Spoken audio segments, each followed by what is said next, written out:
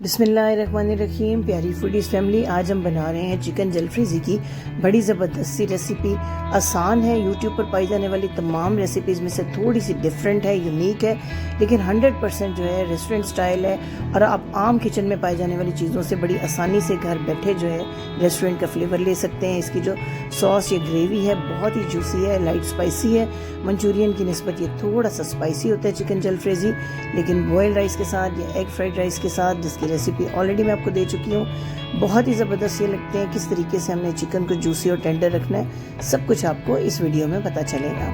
سب سے پہلے جی میں لے رہی ہوں 1/4 کپ کوکنگ آئل، تقریباً یہ 6 ٹیبل سپون کوکنگ آئل ہے۔ 700 گرام چکن کے ساتھ میں بنا رہی ہوں چکن جلفریزی۔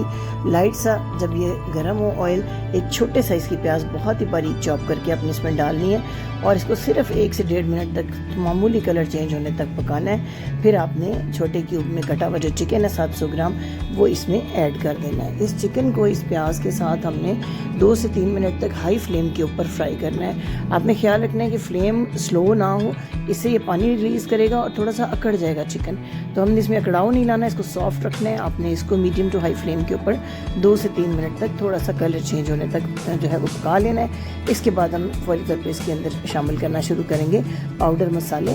ابھی اس وقت آئل کا ٹیمپریچر کافی گرم ہے، تھوڑی سی آپ نے فلیم کو لو کر لینا ہے۔ اسپائسیز ایڈ کرنے سے پہلے میں اس کے اندر تقریباً ½ ٹی اسپون نمک ڈال رہی ہوں، ½ ٹی اسپون کا سرخ مرچ کا پاؤڈر ہے، 1/4 ٹی اسپون ہلدی پاؤڈر اس کے اندر ایڈ کیا ہے۔ ساتھ ہی آپ نے زیرہ پاؤڈر ½ ٹی اسپون اس میں ایڈ کرنا ہے، ½ ٹی اسپون کالی مرچ کا پاؤڈر، اور یہ کشمیری لال مرچ میں نے یوز کیا ہے۔ اس کا کوئی فلیور نہیں ہوتا، لیکن کلر کے لیے میں نے یوز کیا ہے کیونکہ اس میں مرچ کا استعمال تھوڑا سا زیادہ ہے، اسی لیے آپ نے کوانٹٹی کا خاص خیال رکھنا ہے۔ میں نے صرف ½ ٹی اسپون جو ہے سرخ مرچ اور ½ ٹی اسپون ڈالی تھی کالی مرچ۔ اب میں ½ ٹی اسپون اس میں سفید مرچ ایڈ کر رہی ہوں۔ اگر سفید مرچ آپ کے پاس نہیں ہے تو پھر آپ تھوڑی سی کوانٹٹی کالی مرچ کی بڑھا سکتے ہیں۔ ساتھ ہی میں نے تھوڑا سا فرائی کرنے کے بعد ان مسالوں کو ½ کپ پانی ڈال دیا ہے، اور اب میں کور کر کے اس چکن کو کوک کروں گی تقریباً 10 منٹ تک لو فلیم پہ، تاکہ اچھے طریقے سے ٹینڈر ہو جائے چکن۔ اب جب چکن کا پانی خشک ہو گیا ہے، چکن نرم ہو گیا ہے، تو 2 چھوٹی چھوٹی ہری مرچیں بالکل باریک چاپ کر کے اس میں ایڈ کی ہیں۔ ایک بڑے سائز کا ٹماٹر جس کا چھلکا اتار کر میں نے اس کا بالکل پیسٹ بنا لیا تھا، وہ پیسٹ ایڈ کیا ہے۔ ½ کپ جو ہے میں اس میں ٹمیٹو کیچپ ڈال رہی ہوں۔ یہ کیچپ کافی میٹھی ہے، اس لیے میں شوگر ایڈ نہیں کر رہی۔ اگر آپ کا کیچپ میٹھا نہیں ہے تو پھر آپ اس میں ½ ٹی اسپون شوگر ایڈ کریں۔ اسی طرح چٹکی برابر جو ہے یہ میں نے ڈالی ہے دڑا مرچ، یعنی کٹی ہوئی لال مرچ، اور ساتھ ہی میں نے اوریگانو ایڈ کیے ہیں اس کے اندر، اوریگانو لیوز ½ ٹی اسپون۔ اب آپ نے اس سٹیج پہ ایڈ کرنا ہے، جب سوس آپ کی 2-3 منٹ پک جائے تو پھر آپ نے 2 ٹیبل سپون سویا سوس اور 2 ہی table spoon white vinegar add کرنا ہے۔ اس کے بعد ہم نے ویجیٹیبل ایڈ کرنی ہے، لیکن ویجیٹیبل میں پہلے آپ نے شملہ مرچ کو ایڈ کرنا ہے۔ اس کو تقریباً 1 سے 1.5 منٹ تک سوس میں پکنے کے بعد آپ نے پیاز اور ٹماٹر ایڈ کرنے ہیں۔ ٹماٹر کے بیج ضرور کاٹ لینے ہیں، نکال لینے ہیں بیچ میں سے، اور اس طریقے سے کیوب میں کاٹنا ہے پیاز کو بھی ٹماٹر کو بھی۔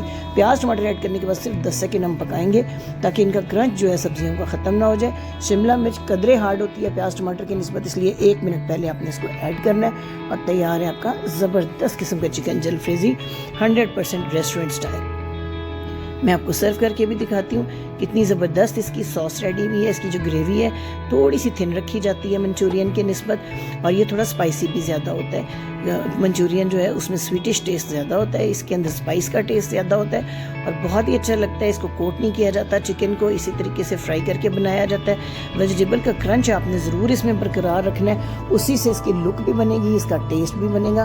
امید ہے کہ ریسیپی آپ کو ضرور پسند آئی ہوگی، تو آپ نے چینل کو سبسکرائب کرنا نہیں بھولنا، بیل آئیکن کو ضرور پریس کیجیے گا تاکہ آنے والے دنوں میں بھی ہمارا اور آپ کا ساتھ جڑا رہے، اور ہم اس چینل کے ذریعے آپ کو نئی نئی ریسیپیز دیتے رہیں جو عام روزمرہ زندگی میں آپ کے کام بھی آتی ہیں اور کچن کے عام مسالوں سے تیار ہوتی ہیں۔ اس سے پہلے میں نے آپ کو چکن منچورین کی جو ریسیپی دی تھی، ایگ فرائیڈ رائس کی ریسیپی دی، چکن فرائیڈ رائس کی ریسیپی دی، اس کے علاوہ چائنیز سوپ کی بہت سی ریسیپیز ہمارے چینل پر اویلیبل ہیں، تو آپ نے ان کو وزٹ کرنا ہے، ہمیں اپنے اچھے اچھے کمنٹ سے نوازنا ہے، اپنے اچھے اچھے سجیشنز بھی چینل کی گروتھ کے لیے دینی ہے۔ تیزی سے ہماری یوٹیوب فیملی جو ہے وہ بڑھ رہی ہے الحمدللہ۔ Thank you for watching.